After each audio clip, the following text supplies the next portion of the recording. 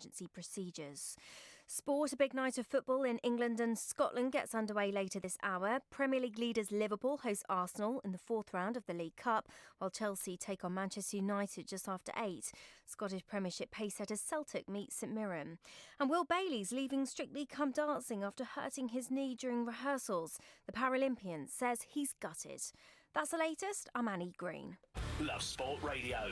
On digital radio, online, mobile and smart speaker. This is the Newcastle United Fans Show.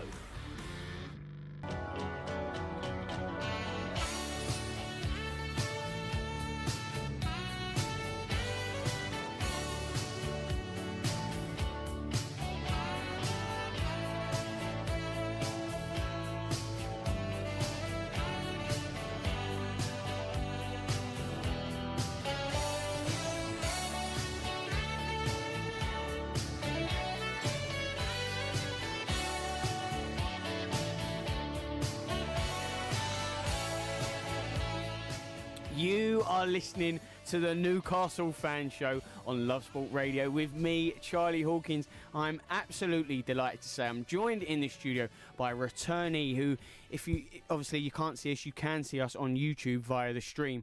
But Sean Wade is joining us. He's back in the studio. He's looking like Uncle Fester from the Addams Family. Halloween has come very early indeed at Love Sport Towers. In better news, more positive news, I'm delighted to say joining us as well this evening is Greg Tomlinson from the Newcastle United Supporters Trust. And it is big news where the Trust are concerned because the elections... Well, Sean, can you tell us quickly about it before we say what else is coming on the show? Because the elections, the deadline, tonight. It ends tonight, doesn't it? Yes. So basically, the board decided back in August that the majority of us were going to stand down because obviously we had a massive surge and increase in members. So it sort of went up to 10,000 members from, like, when we took over in January, about 300 to almost 10,000. So we had received some really good emails from members, and we knew that there was a really good sort of like kind of qualified people out there, and we thought, well, look, let's give everyone the opportunity to get involved, you know, and put themselves forward to join the board. So those elections, the final day is tonight. The final is tonight. Yeah, it is 12 o'clock midnight. The voting will be closed. So the voting will be closed at midnight tonight. We're going to talk all about that in another segment because it is huge news tonight. Greg, who is with us, is on the Trust, so we're going to be talking all about the implications from that. And Sean, who is applying to get back on the Trust. Yep. Such big news. It feels like X Factor, you know. Will he make it? He's in the Strictly dance off. But it is wonderful, obviously, to have Greg with us tonight because the Newcastle, on this fan show, on Love Sport Radio, they have tremendous squad depth, and yet Greg is a new member. We had Charlotte Robson from the True Faith podcast last week. We're only getting stronger and stronger. Unfortunately, not like the purchases and the transfers currently for the team on the pitch. But let's talk about that Wolves game from the weekend. It was 1-1. We're going to start with that. Then we're going to look at the huge developments on Strawberry Place. I know, Sean, you're well placed to tell us all about that. Then we'll turn our attention, lastly, to the game with West Ham on the weekend. I'd like to say Tom Edwards will be joining us for that one. And if you want to join us, you can tweet us at Love Sport Radio, or you can call us 0208 7020 558, because this is your team, your voice. It's what we do on Love Sport Radio. We give you a fan show and we want to hear from you and the issues that you want to highlight surrounding your club. Well, let's get Greg involved. Greg, before we talk about your work on the board, let's talk about you as a fan, because it was 1-1 on the weekend to Wolves. What did you make of the performance? I was pretty poor, wasn't it? I watched Greg, that was your first... I wanted you to be... That was your first time to the stage. Well, if you watched it, then you know what it was like. You know, we can't score. We can't attack. We've got no end product. Our only real proper good chance, well, Almiron had one, but, you know, the goal came from one centre-half crossing and another centre-half heading it in to the back of the net. So, yeah, really disappointing. First half was okay. Second half was absolutely terrible.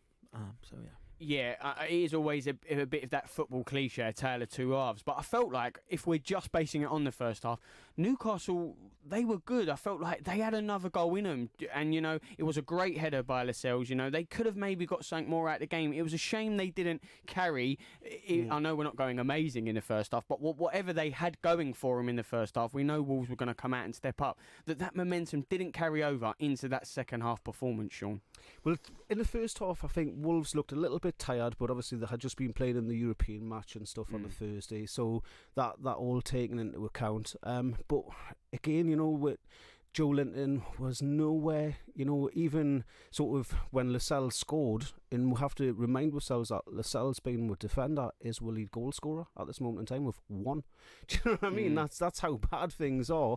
And then, but every time the ball's going into the box or anything, and you're looking to where is Joe Linton, and he's kind of miles away from it. He's on the wrong side of sort of the defence, or he's not getting himself ball side so that he can get himself into an attacking position. Almiron made a great run off it. It was a Matty Longstaff sort of ball that went across, and you saw his bit of pace. And should he have attempted to take it first time and try to go out in the back of the net and hammer it home? Yes, possibly, but he didn't, and he took that extra touch, and then it was kind of into the side netting. So a little bit of a glimmer just in his pace, I think, was all that we really got to see. And then the second half was just really lacklustre again, and it was kind of, Longstaff sort of sending off wasn't great, but I think that was down to a little bit of his kind of lack of experience in that kind of... A little bit naivety there. Yeah, definitely. He kind of twisted his face. A red card for you, though? No, I didn't Okay. I didn't think it was malicious. I can understand why the refs gave it, in VAR for that matter, because, his studs are sort of shown, but there was no intent, and he's sat there and his face was a picture, and it was like as if he was going to burst into tears. Instead of I think a player with a bit more experience would have been up and saying to the ref, shaking the hands, this, that and the other, saying no, it was holding his hands up, saying it was accidental, whatever, and trying to fight for his case. But he kind of just sat there and sort of his face just turned pale, and he kind of looked as if I'm guilty, but and he wasn't, in a sense. So I think a little bit of lack of experience. I think his face sort of read as though he knew what the challenge was. He knew the card was coming. And it wasn't one of intent, but he knew what was coming. Greg, you were not shaking your head when Sean said he didn't think it was a red, but almost you don't disagree. I think it was a red card in this day and age, and with VAR now. If you look at other similar decisions over the last few weeks, I think the way referees are now, it's always going to be given a red card. I don't think it was malicious. It wasn't at high speed. It wasn't dangerous. So, I think even 2 years ago, it probably wasn't a red card.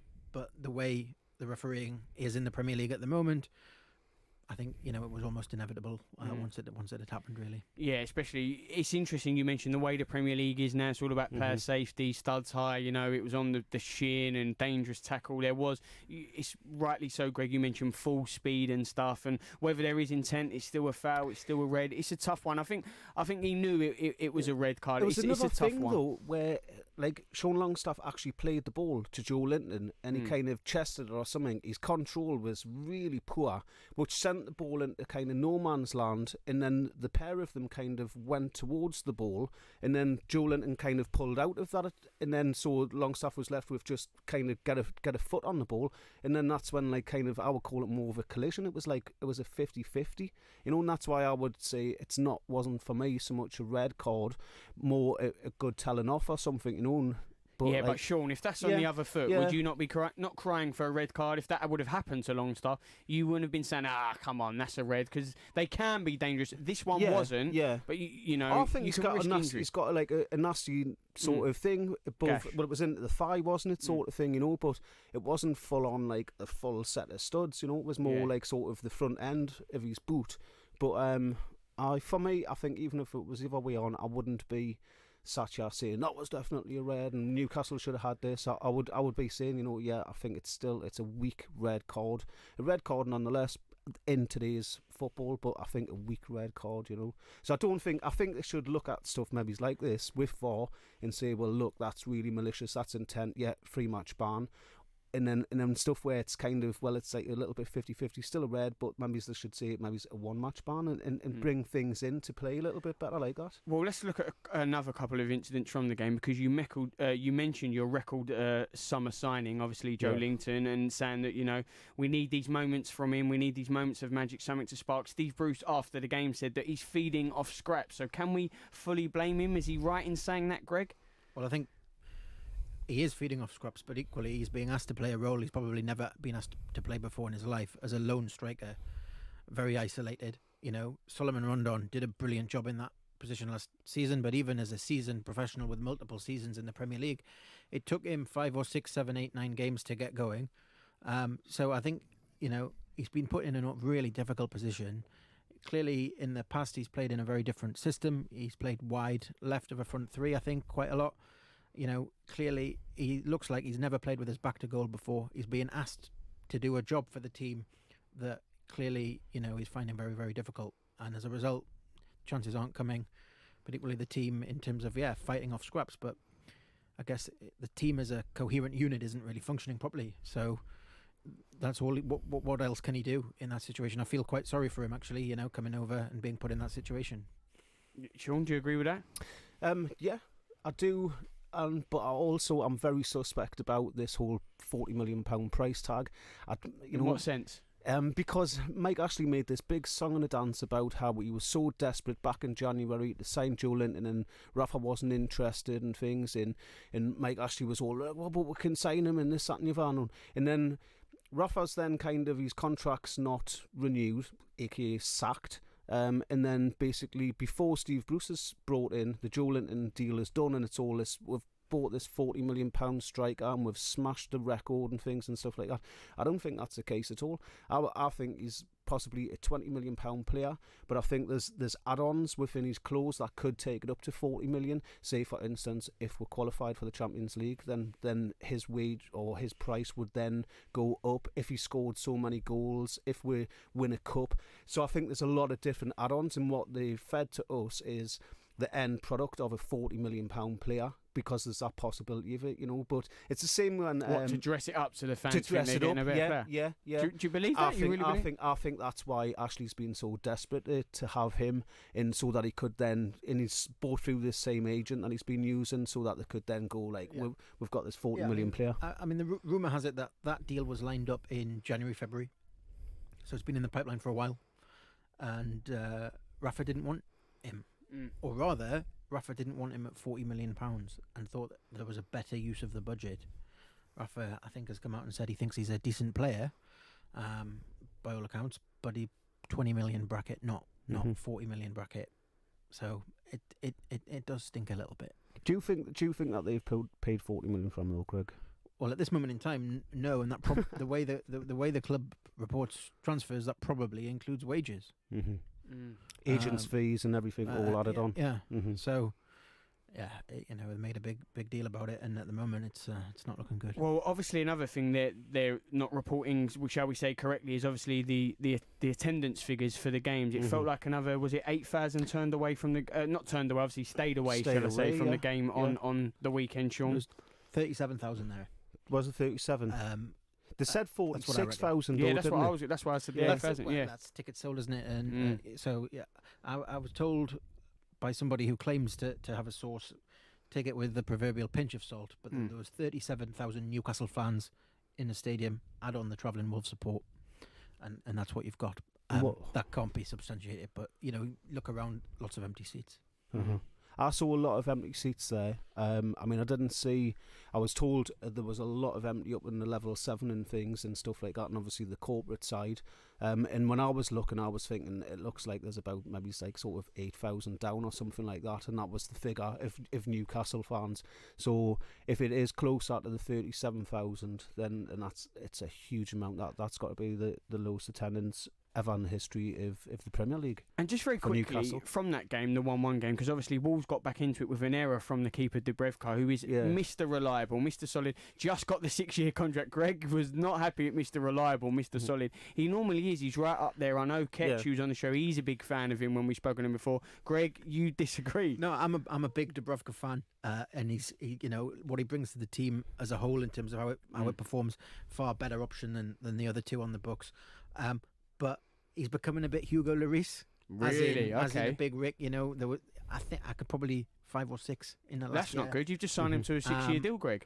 But do you know what? If he didn't make those 5 or 6, he wouldn't be playing for Newcastle United. He'd be playing for someone at the very, very top. Because 95% of the time, he is a top goalie, top keeper. but he's got He's this probably Wickham in. yeah. So He's it's saved probably you worth many it. points. It's yeah, probably but worth it. he potentially not made you drop 2 on the weekend. The but defence was a little bit sloppy as well, though, wasn't it? So, there was 2 massive sort of spills, and one of them which led to the goal. But I mean, has he just had an off day? Yeah. I think everyone's entitled to an off day, and he's been pretty solid and reliable. So I'm happy to stick with him. I'm happy that he's got a new contract. Oh yeah, cool. Well, you've got him now. Yeah. He's got a 6-year contract. Excellent. Good. Well, we're talking about the game with Wolves, and it was 1-1. But next, we're going to keep you up to date with the Strawberry Place developments. Giving your team the coverage they deserve. Love Sport Radio. Listen to Love Sport Radio on your smartphone today. Simply download the free Love Sport app from the App Store or Google Play. Tap the play button and you'll be able to listen to your favourite station. Anytime, anywhere. Love Sport Radio, the station giving fans a voice. Making small changes to your lifestyle could improve your chances of staying healthier longer. Start now by taking our free How Are You quiz. Just search 1U. As a parent, you always want to protect your kids, so make sure their vaccinations are up to date. Measles and whooping cough are on the rise and can cause severe illness, but childhood vaccinations can help prevent them. Are your child's up to date? Find out more. Search online for NHS vaccinations. Exercise. It doesn't have to mean Lycra or a fancy gym membership. All you need is 10 minutes and you. Because a regular 10-minute brisk walk is a great way to get more active. Whether that's walking to the shops or getting off the bus to stop early. Picking up the pace and getting your heart pumping can make a real difference to your health. So, to see how much brisk walking you're doing and how you can fit more into your day, download the free Active 10 app, because there's only one you. If you're driving on a motorway and you see a red X sign overhead, you need to change lanes safely. Driving in a red X lane is an offence. Red X's are there for a reason, to protect you and others from danger. The lane may be blocked by a broken down vehicle or road workers, or the lane may be needed for the emergency services. So if you see a red X, change lanes safely. Highways England, connecting the country. I love my brother. We do fun things like playing together. I like having hugs with Freddie. Freddie gives the best hugs. Freddie used to be very poorly, and the doctor said he might need a new liver. Then one day, a very nice person gave their liver to Freddie. It was amazing. We were so happy. Now he's around to give me more hugs than ever. Tell your family you want to save lives. To find out more, visit organdonation.nhs.uk. This is Love Sport. You are listening to the Newcastle Fan Show on Love Sport Radio with me, Charlie Hawkins. Delighted to say I'm joined by Sean Wade and Greg Tomlinson. Now, Greg, it's brilliant that we've got you in the studio tonight, because obviously we want to talk about the developments on Strawberry Place, and you are well placed, shall we say, to tell us what is going on. Well, where do we begin? I'll Really? put you on the spot, Greg. So where do we begin? We begin probably in 2001. Oh, Okay, Greg, we've only got an hour fan show, mate. You know what I mean? But the context to this is actually really important to where we are now. So in 2001, Newcastle United acquired the land adjacent to St James's Park for a commercial development in a 50-50 joint venture with a casino, massive company, MGM, Las Vegas company, to develop a commercial opportunity where the club would make money from, and it would be a gateway into the club. That was subject to the then government introducing new gambling legislation to create these super casinos. That didn't happen. That legislation never got passed by the then Labour government, and so that scheme kind of died a death, really. I guess the commercials didn't add up. So that is what Newcastle acquired that land from the landowner there on a 125-year lease at the time. When that fell away, nothing much has happened. But that land was bought for $2.5 million, wasn't it, at the time, 2001? About $2.5 million, I think, yeah, with a peppercorn rent. Okay, so that's then sat there as it is now. You know, it's a car park in the main. It's got the Sir Bobby Robson Memorial Garden, etc. Until you know, however many years later, after Mike Ashley's bought the club, and he's transferred the land to himself, to one of his other businesses, away from the football club, for, we believe, £2.5 million. So almost 20 years later, from the same value that it was worth in 2001. Inflation, property markets, something there doesn't quite ring true to me. That land's also been making about £30,000 a year for the parking as well, hasn't it? So for 20 years, yeah. That is true. Yeah. Okay, so then, so that's what we think in terms of that transaction. We don't actually know because the accounts are so confusing. The number of companies involved are ridiculous, and therefore there is no transparency at all. But what it appears has happened is that piece of land has been taken from the club by Mike Ashley and given to one of his other businesses at what appears to be below market value. He has then sold that land on, that lease, to a private developer who he has no involvement with for £9 million. So that's quite a few £1,000,000 that, in our view, as a supporters trust, should have been reinvested in the club at a bare minimum.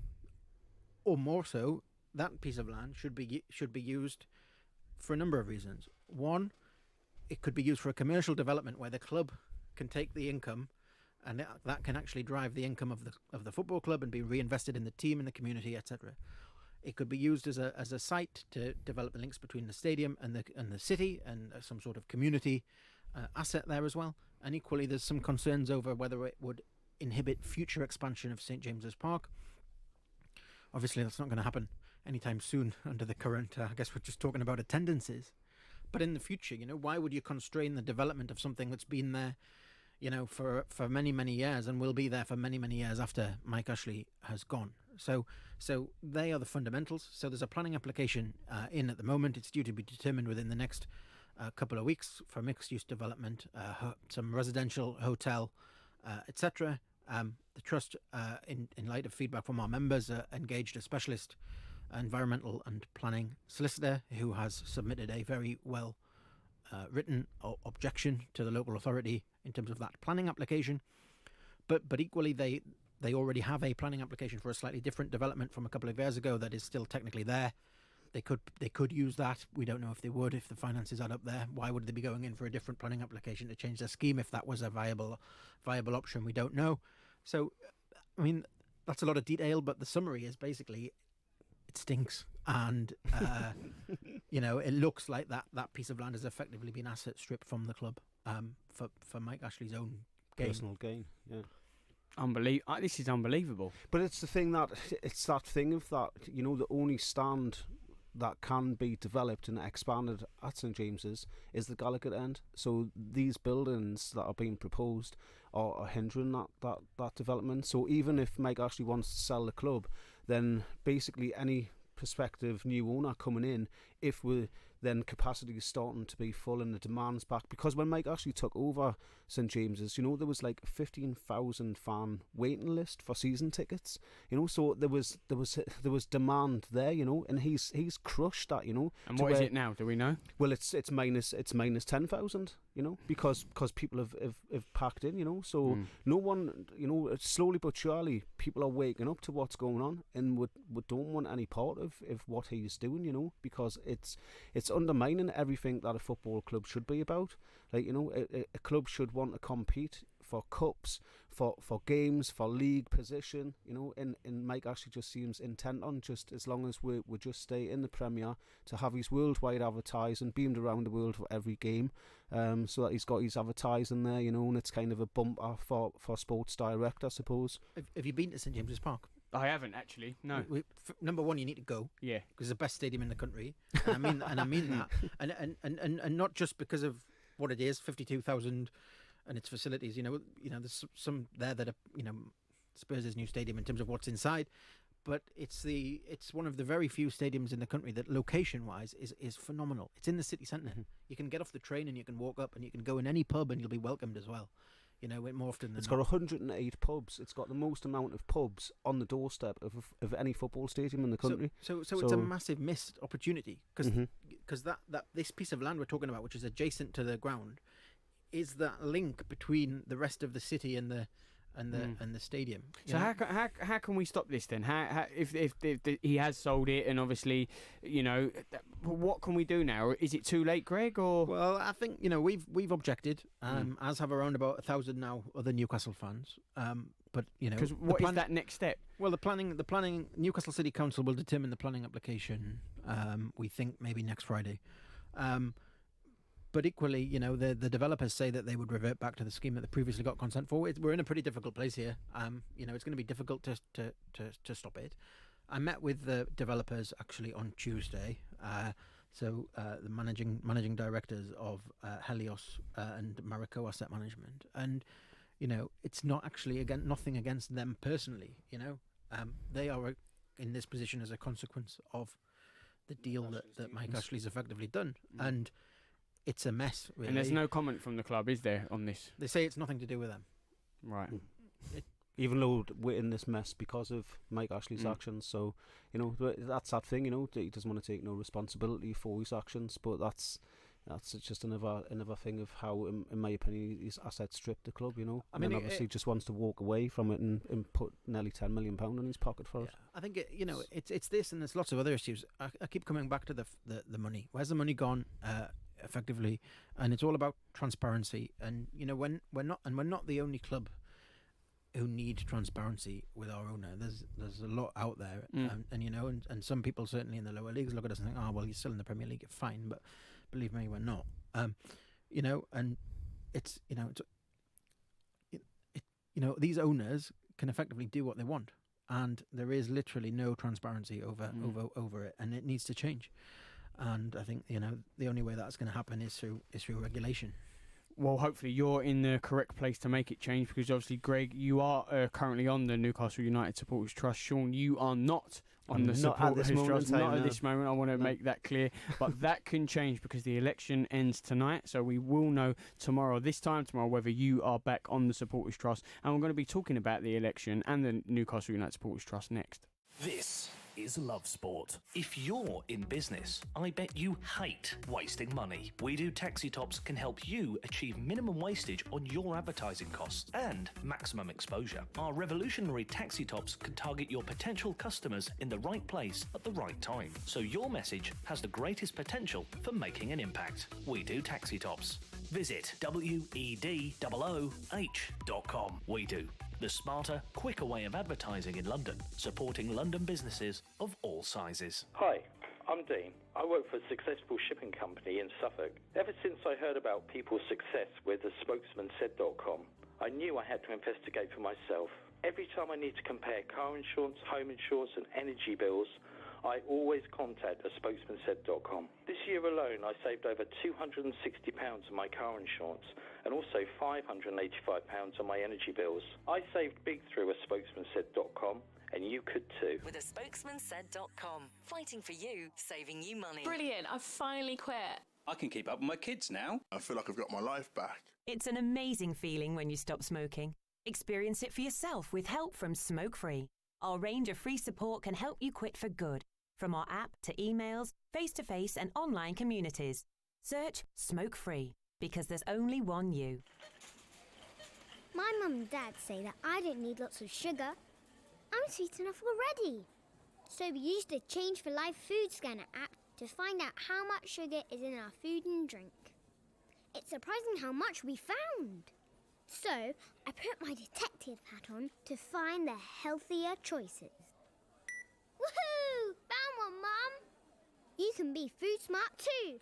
Download the free Change for Life food scanner app today. When your kids are ill, you just want to help them feel better. But you don't always need antibiotics. Get advice from your local pharmacy or search NHS Choices. Think the energy price cap will save you money? Think again. You could be saving a lot more on cheaper energy tariffs. Price comparison site A Spokesman Said will show you just how much money you could be saving against your current tariff. Don't throw away your hard-earned money to the energy companies. Check out aspokesmansaid.com and you could switch to cheaper bills in minutes. Thespokesmansaid.com, fighting for you, saving you money. Love Sport. You are listening to the Newcastle Fan Show on Love Sport Radio with me, Charlie Hawkins. Delighted to say I'm joined in the studio with Sean Wade and Greg Tomlinson. We're talking everything where Newcastle are concerned. We are covering a lot tonight. We covered the game against Wolves 1-1, talking about the latest on Strawberry Place because it is such a huge story at the minute, how it impacts the team, the community, the city. We're really trying to get to the bottom of it, and it's a difficult one because, as Greg said, there is not a lot of transparency around it. But what do you think of it all? Tweet us at Love Sport Radio, or call us on 0208 70 20 558. Well, it's not just Strawberry Plates, it is the Newcastle United Supporters Trust elections. They end tonight, big news there. But before we get into that, we're mentioning how big it is and how important it is to the city and that community, and how vital it is and how much it could help the team. And the great Arsene Wenger, who apparently is linked with a top job in FIFA, which could maybe be a very good thing for all of football concerned. And he had something very important to say about it, didn't he, Greg? He did. So this is when the FA were trying to get the World Cup in England for 2018 World Cup. So back in 2010, some time ago, Arsene Wenger said, "When the FIFA delegation arrive in Newcastle this week, I hope they are stunned by the sight of St James's Park, the way it dominates the skyline, a sporting citadel at the heartbeat of the city, in a city that breathes football." Unbelievable, that. Beautiful, isn't it? Yeah. It's so true, though. And I know we're going to talk about the elections, but, you know, me and Sean had a great conversation about this, and he said, you know, people think of the football and they look at it from that angle, but it's such an importance to the city and that culture because it is save our skyline, isn't it? It truly is, Sean. It's, well, the position of St James's Park has always been the heartbeat of the city, you know, and anyone that lives, well, it's not just local, you know, from miles around, you hear, you know, the roar going on when if Newcastle score, then the whole city has a shake to it, you know, it's like thunder. This is obviously going back in days gone by, sort of thing, you know, when the fans certainly had something to roar about. But it's a very unique place and a position, and you know we need to safeguard that. That's the heritage of our city.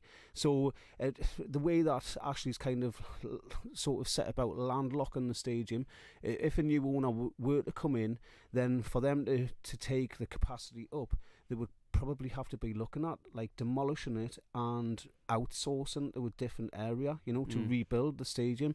So and what they're going to put in its place, you know, it's going to be possibly student accommodation or something, you know, it's just going to be pretty desolate. I mean, it's, you know, we've seen sort of new stadiums come and go and things and stuff, you know, but for me, it's the position of where it is, and it's that part of the skyline. It's just as dominant as what, like, say, the Gherkin is on the Newcastle skyline or St Paul's Cathedral. You know, it's that beautiful, and it should be restored, and it should be given every opportunity to expand. You know, so if there's an opportunity there to take it to be a 60,000 seater or 70,000 seater for that matter, then they should be breaking the neck to do that, you know. Sean, speaking like someone who sounds like they should be on the Supporters Trust, or talking of the Supporters Trust, it is the elections tonight, Sean. You've only been gone a month, but you're trying to get back on the Supporters Trust, and the elections end tonight. Greg, you're on the Trust. I know, have you tried to put in a good word, Greg? Do you hold much power? It doesn't have nothing. Yeah, you can't know. The board members that are there obviously don't have any say or I was joking, I get a vote, and I'm allowed to I get to vote. Yeah. You're allowed to say your personal view, but I can't express a view of the trust board. So I have exercised my democratic right, but it closes tonight, pretty much midnight.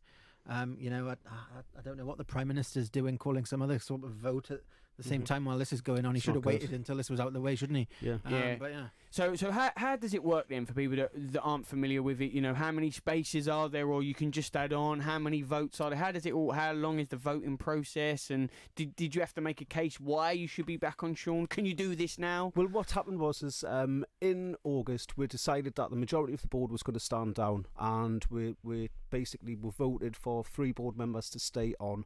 We saw that it was very important for Greg to stay on because of his work that he was doing with Strawberry Place, and that was all about it to sort of kick off right in this time, basically.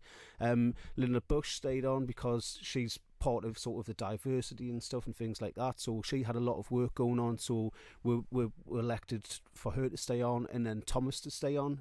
Thomas works very closely with the FSA, and so it was very important for him to carry on, as a communication between fans travelling and home fans, etc., etc.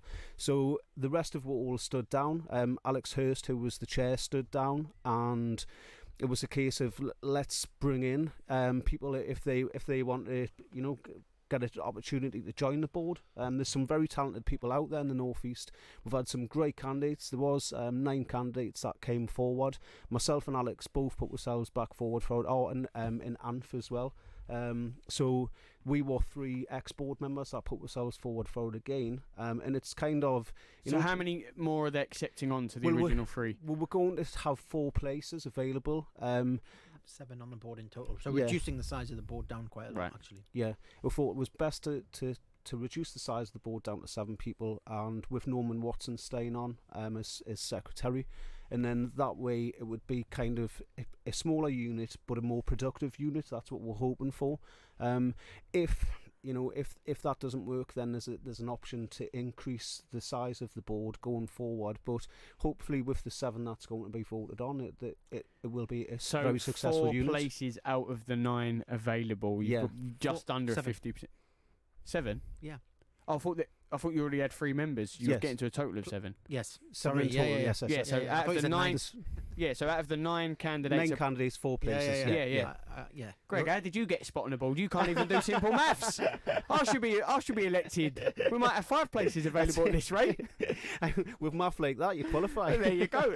That's about all I got through at school, and Greg had just taken it away from me cruelly. My team's losing 1-0 up at Anfield, and then Greg wants to kick me when I'm down. This is terrible news, and by the way, Liverpool have taken the lead. It is 1-0 at Anfield in the Carabao Cup. I don't know score, then frankly, I don't care.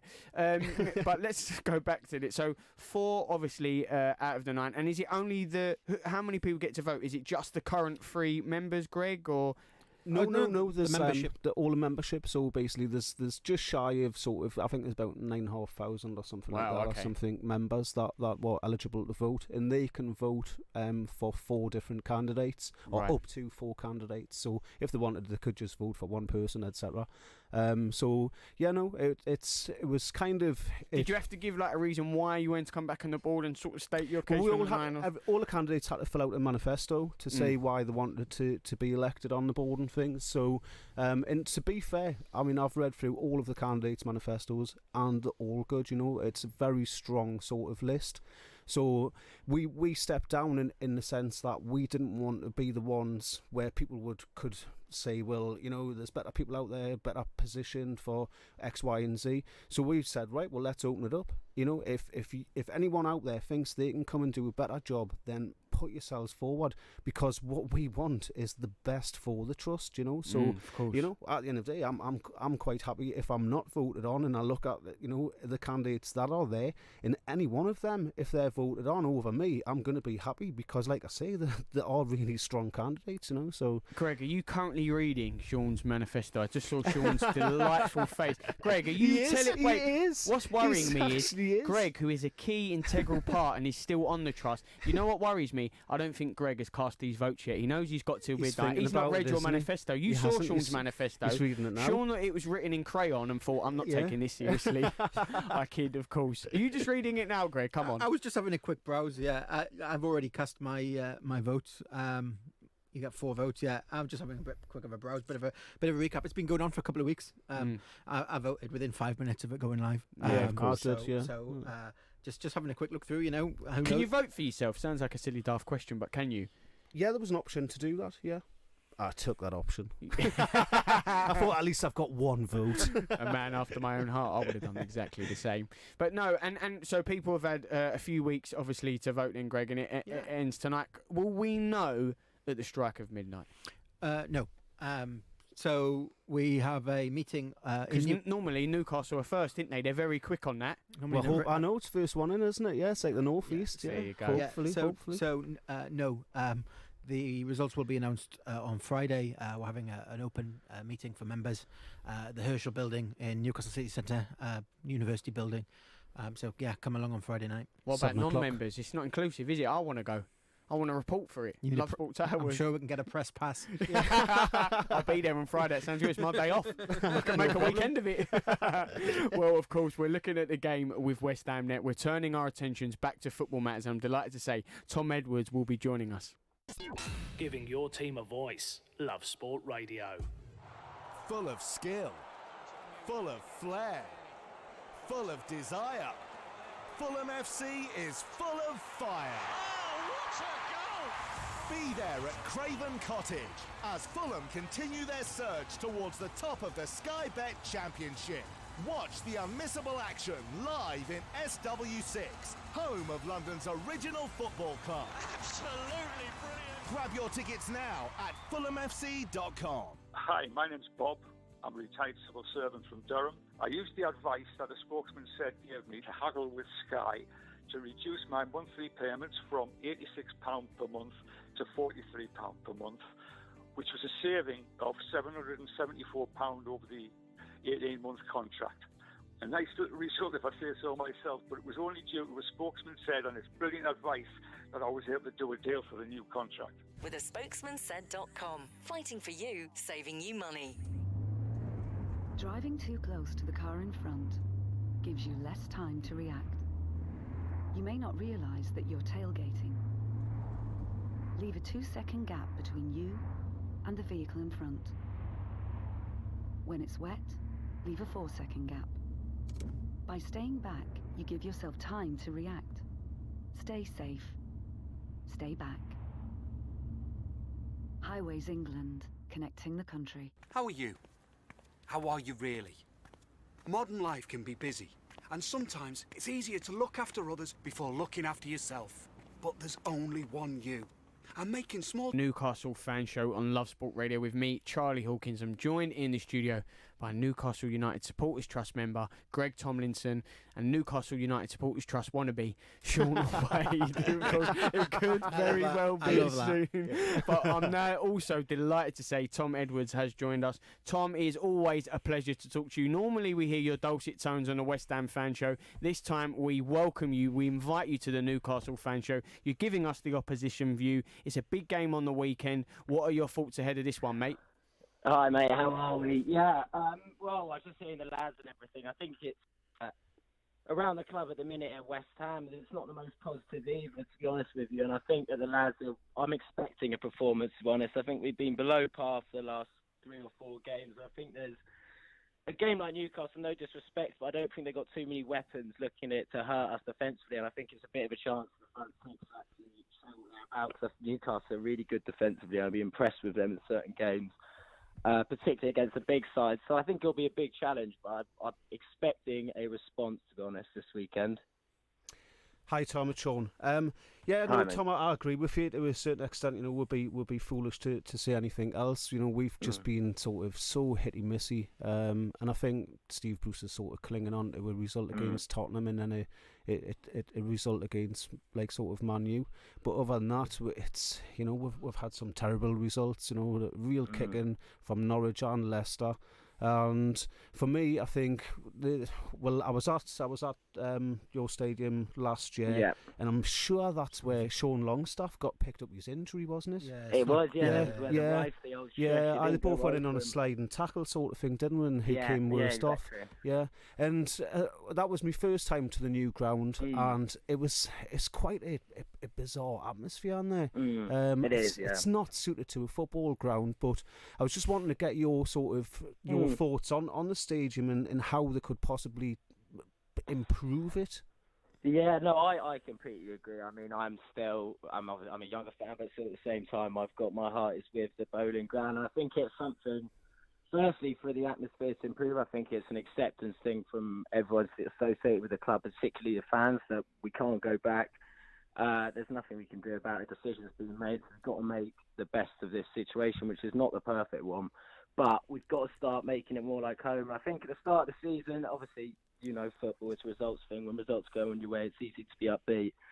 And I think at the start of the season, it started to feel a bit more like that when we beat United and we looked all right. We beat Norwich and we played pretty good stuff. And I think just results in general are a big thing. West Ham are always a bit up and down emotionally. And I think just getting a consistent team is the first thing we can do to actually start enjoying playing at the stadium and actually enjoying going as a fan and enjoy the experience. But I think outside of it, I don't think there's much we can do until it's bought to actually make it a proper football stadium, make the viewing better for away fans, home fans, for everyone. I think until they actually run out of money and sell it to us, I don't think there's going to be much of a change aesthetically or anything like that. Do you think it will get the opportunity to buy it? Because at the minute he's on, I know it's on a cheap, very, very cheap rent, isn't it? Because it's like shared capacity. But yeah, it's peanuts. Yeah. Yeah, no, I think hopefully, you'd like to think so. I think they're losing a lot of money, the people who own it. I think they're losing more and more money each year. So I think that must be playing on their heads. There's a couple of rumours I've obviously been hearing around West Ham forums and things like that where we're definitely interested. If the opportunity ever to arise, we would definitely jump at it. So I think that the club has one eye open for doing that, but you never trust, the same way with your owners, never trust what they say. Yeah. But I'd like to think so. There was talk at one point, I don't know if it's happened, of you bringing the seats behind the goals like straighter and closer in. Is that happening or happened? No, I actually sit behind the goal near the away fans when I'm there, and no, there's not much. Because it is like I've been twice, and I'll be honest, particularly last year. I mean, I'd had a couple of pints. Yeah. I really struggled to see what leg that'll cost you. I really struggled to see what was happening at the other end because I was low down, and so there was no depth. I didn't have a clue what was going on at the other end. No, I had the exact same thing last week, and I don't know if you watched the game, but Anderson had a chance where he could have squared it. We all looked at Twitter at half time or whatever, and everyone was saying he should have squared it. We had no clue, couldn't see anything, and just you can't tell until you go home. I think it's a big problem from the viewing side of things. I think also for away teams, I think the atmosphere there can be so dull on a early kickoff or whatever when no one's really up for it, and it feels like a neutral ground. Yeah. Hello, are you still there? I think we've lost him. I think we have lost him. Sean, you're quicker on me. I might be good at maths, but you're just quicker on picking up things, Sherlock Holmes. We're going to try get him back. Obviously, Tom Edwards there giving us the opposition for you. Maybe he was talking badly of his club and West Ham. They're obviously listening. They've cut him off. Yeah, we've lost him completely. We're going to try get him back. Let's get your thoughts on the game, though. If we do, we don't get Tom back. It is a big game on a weekend because I know that, we hear this of Newcastle, not much creativity going forward. Where are the goals coming from? They haven't got weapons. This is a West Ham team who have not won in 4 games. And, Newcastle have got some good results, against Man United, against Spurs. They're not going to have no fear going to West Ham. I mean, West Ham aren't in the greatest run of form at the minute, Sean. Well, they're not going to have no fear, but it's that creativity, and I think we're missing Sean Longstaff because of his red card. So, his ban is going to be a big miss within the club. I'm not sure if sort of Richie's going to be fit again to come back in. It's a tough game. At the end of the day, it's a good fixture, and it's one of those places where we do just sometimes just win. Like Spurs is the same for some reason. Well, that's West Ham away. Do you have a good away, record at West Ham away then? Not Greg? bad. I mean, obviously we lost last year, but we won there the year before. We won plenty of times at the old ground, Upton Park, Berlin ground. It's one of those places where occasionally, out of nowhere, we do just win. Not as often as we beat Spurs. We beat them all the time. Including even when we did the double over the moment we went down. It's weird, isn't it? It is very weird. I'm delighted to say Tom has joined us back now. Tom, sorry if we you just wanted a little break. I mean, it's only 10 minutes. It's just an opposition view. Tom, I just wanted to ask you very quickly because I know you mentioned at the start, and I did ask Sean it. You said Newcastle lacking that creativity. They haven't got many weapons. But Newcastle, on the flip side of the narrative, may see it as a West Ham team who've not won in 4 games, maybe slightly devoid of confidence at the minute. We got a result in London before beating Spurs. Why not West Ham again on the weekend? Oh, massively. If I was a Newcastle fan, look, I'd be saying similar things I said. I'd say, where's their threat coming from? They're not scoring many goals. But I think, for me, I think they do have their threats. They've got their pace out wide. I know Almiron hasn't scored many goals, but he has his moments in games and looks sharp. And Jolinton's obviously a presence up there. And then you've got St. Maxime, who's sharp. So I think the defence is pretty slow at West Ham. If they're looking like they're going to face Zabaleta again, it means we're going to be exposed at the back potentially. But I think we've got quality in the front 6. That's what I hope. Yeah, and I think if watching Newcastle this season under Steve Bruce's limited direction, I think we're more likely to pick up the odd win, like in a game like this, actually at your away from home, than if you were coming to our place. Yeah, I see that you know? completely, because we'll have to open up as well. I think it's expected that we win now, particularly after the result against Sheffield United and Palace. We will. The first 20 minutes, I think, are the key in this game. I think if we get momentum, fans behind us, I think it'll be a long day for Newcastle. I'm not saying I think we will win the game if that's the case, but I think if it's a tough 20 minutes for us and you're restricting chances, I think the atmosphere in the ground will get quite nervy, intense, and then you never know. From there, anything can happen, and it does suit your pace on the break for sure. Well, just very quickly then, Tom, what is your score prediction for the weekend? Oh, 2-1 West Ham, I've got to say it. This is the Newcastle fan show, Tom, not the West Ham fan show.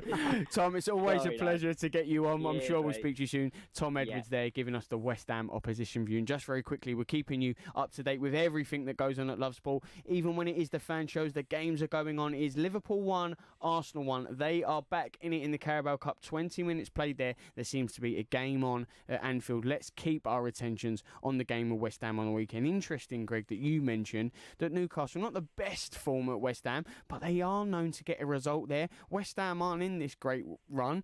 Sean, you normally, you're not with your predictions, not always the most optimistic, but what about the one on the weekend?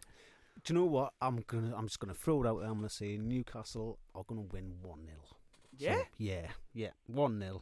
So and I've been wrong on every prediction, haven't I? Every time I've said Newcastle are going to win, they've lost, and every time I've said they're going to lose, they've won. Is this a fixture when you see it now, and with the way West Ham are playing, we can get something here. We got that point against Wolves. Is there anything you're seeing in West Ham, because they're mentioning your lack of weapons? Where do they lack? Where can you hurt them? Well, hopefully we can get them on a counter. But that's just it's impossible to say, because we're now missing we're strengthening midfield, and it's left down to a very young lad at Matty Longstaff, to create anything. Who's Steve Bruce going to bring into the squad? Is Joe Linton going to get another opportunity, or is he going to be stood out there as a lone striker? It's up in the air. No one, it's kind of one of them. You hope, and and I hope that we'll win at least 1-0. 0-0. Oh, Greg. Greg. Do you know what? Someone had the reason why I say that. And I know you're on the ball. Sean wants to be on the ball, but at the minute you're auditioning for the Newcastle fan channel. I've got to say, if you're going to come with 0-0, the votes have been counted. It's not looking likely at the minute. We need a stronger statement than that, Greg. We need your manifesto on the game.